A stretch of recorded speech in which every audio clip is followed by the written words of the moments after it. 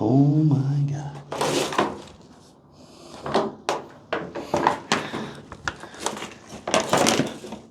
Any dead animals down here?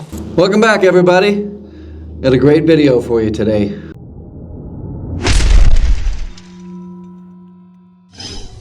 I'm down in it, deep in a hole. And above this hole is a master bedroom. And in the wintertime, that floor gets cold. You are in the garage right now, and that garage will get to whatever the outside temperature is. You know, it's slow, but if you got 0 degrees, you might have a 10, 15 degree garage. Even a 30 degree garage. That cold air falls down into this hole, and all this concrete gets very, very cold and makes that floor cold that's above this. My job is to insulate this place. I've got to insulate up here, the ceiling, and this front wall here. The great stuff, foam gun adhesive. This is not a gap and crack filler. This is adhesive, and it's meant for foam board. Hopefully it's meant for this pink foam board. I'm going to be using this piece of scrap that I have as a test sample. I'm going to see how well it sticks. Can I just spray some foam on there and stick it to the ceiling and that's it? Do I got to wedge some boards underneath it? Same thing on the wall here. I'm assuming it'll stick to the wall and not fall off. But that's what I need to find out before I fully commit to this method of insulating this area from the cold weather. Along with insulating everything, I've got to clean this entire space out. It does have a concrete floor in this crawl space. This vent here is a fresh air intake for the fireplace that's over there. That's a chimney. And that used to be the exterior wall of the house. Then this very interesting addition was created. But we'll get more into details once I'm way in there. This water pipe here, that has been since removed on the inside of the house. This section here just needs to be fully removed. That wire there, that's also been disconnected inside. This is a concrete slab, and that is the ceiling there. That is the floor of the bedroom. So I just want to get this first little test out of the way, see what I'm dealing with here. Oh man, that's not something I can glue to. So I'm going to have to tear all this crap down. I'll probably have to be wearing a mask in here too once I start moving all this stuff around to pull all this crap out. But yeah, this paper here, it's probably like some sort of form release paper from 1950. Yeah, this is one of those unknowns in a job that you hope goes your way, but isn't going to actually go your way. So let's just see if this will glue to the concrete.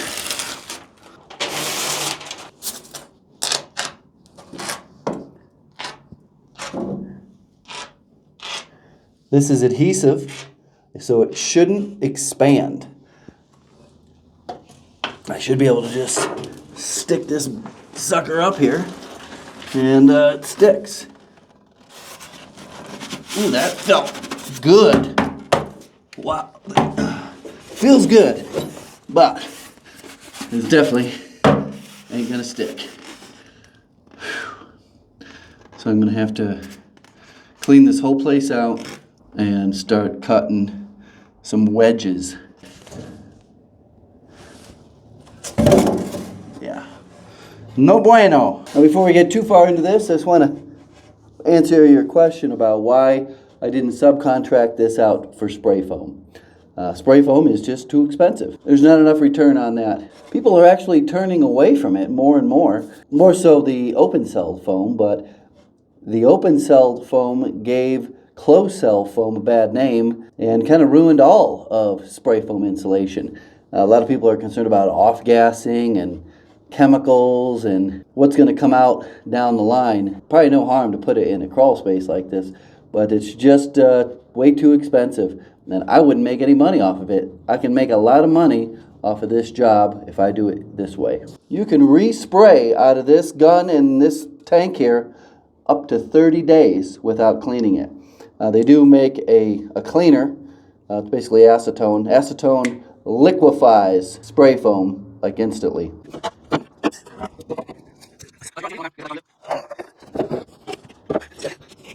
Oh my God.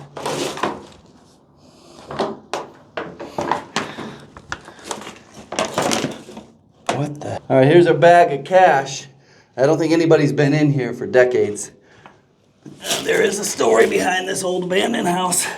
We'll check out what's in this bag at the end of the video. Place your bets. Is it full of cash?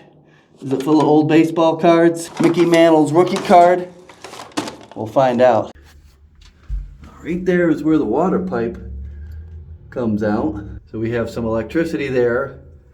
And we've got a gas line here. This gas line comes over into here.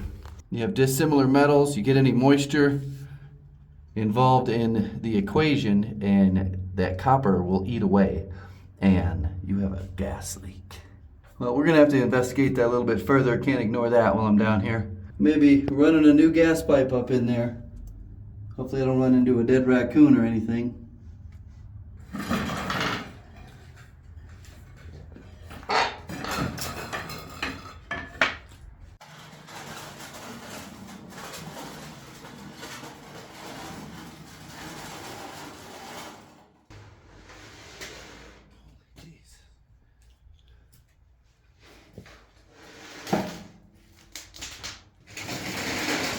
So you might be wondering, how's that fireplace going to get fresh air, combustible air?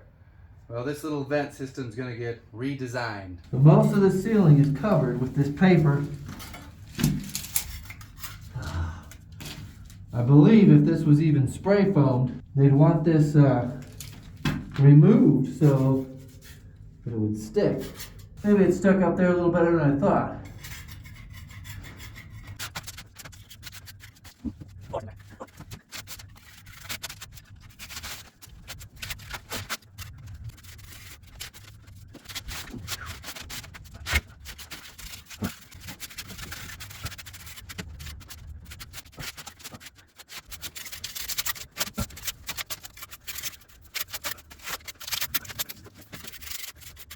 I can see where the loose stuff is. I got my lights right out there cascading across here. So I can see the bubbles and hear the bubbles, dig the corner in and peel it away. So this would be considered something I didn't anticipate. So I'm going to put 35 minutes of extra labor into this, and I'm going to double the amount of glue that I put on these insulation boards. I'm going to split the difference between labor and money that will not go into my pocket. It'll go into extra glue.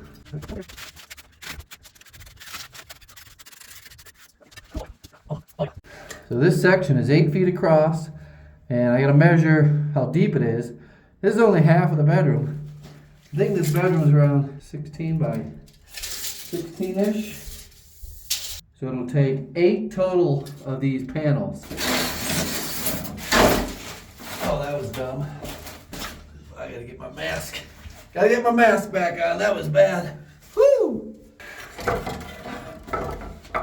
So I made these T-braces that are about 2 inches shorter than the ceiling height. And then I also have some 1/2-inch wedges that I can put in various places. I can put it over here, because this ceiling can go up and down. We'll see how my method works. I got 3 T-braces. What do you think? You like the lines or the globs? I think I like the globs better.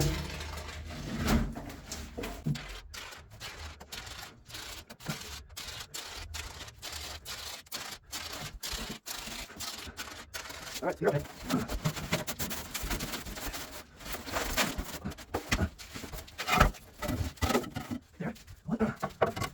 You check this one? That's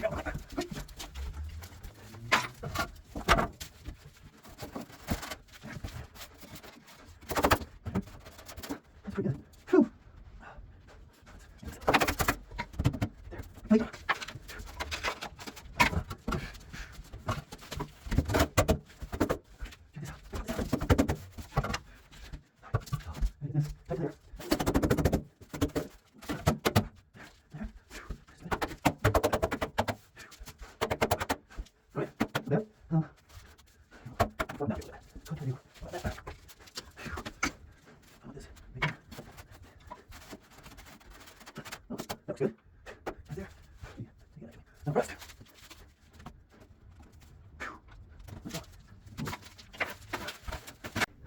Give you kind of a close-up.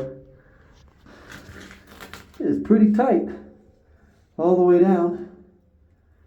Obviously that end down there, the far end, is a little bit shorter in the ceiling.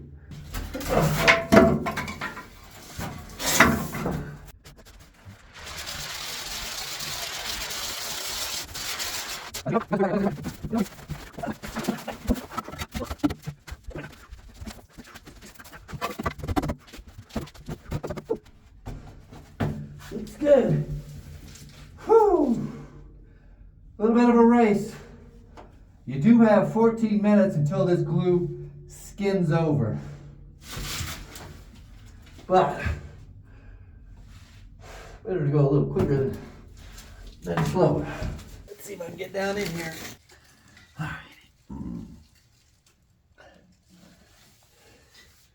Hopefully this fits. All right, I gotta do a trial fit first, and then we'll do a real time. Not sure if you guys can see this, but got a pretty goofy bump right there in the concrete. So I'm gonna chip this out of this side here.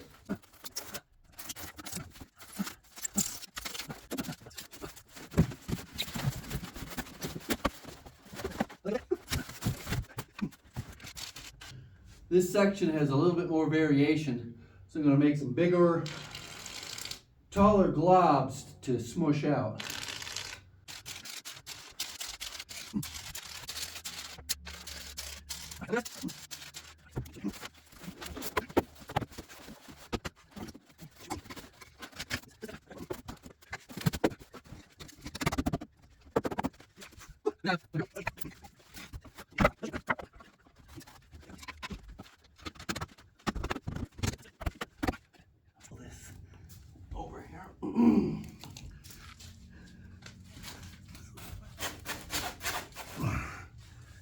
Alrighty, cool.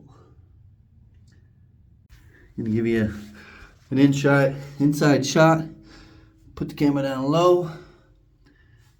You can see what it looks like. I gotta do this front wall.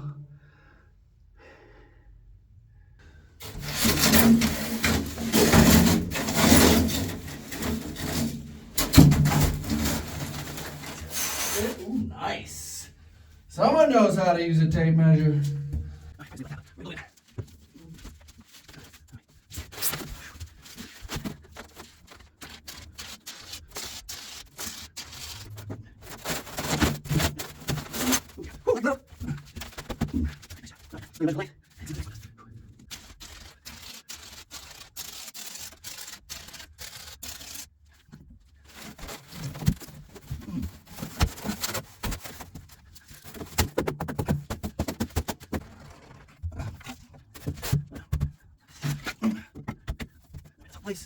Looking good. Whoo! I can take a nap in here now. So if any of you guys use this insulation board, R10 insulation. Reading the literature on it, you can use it just about anywhere. Underground, above ground, inside the foundation, outside the foundation. Put down in the comments, where have you used it? So what do you guys think of my method so far? Is it going to work? Is there going to be a noticeable difference? There is a whole nother section to this project that's already out on Patreon. It will be out on YouTube in a few days. Keep in mind, I'm in business to make money. Lots of money. Not to subcontract things out to other people so they can make the money. And I just make a little bit. Gotta make lots of money. Thanks for watching. Goodbye.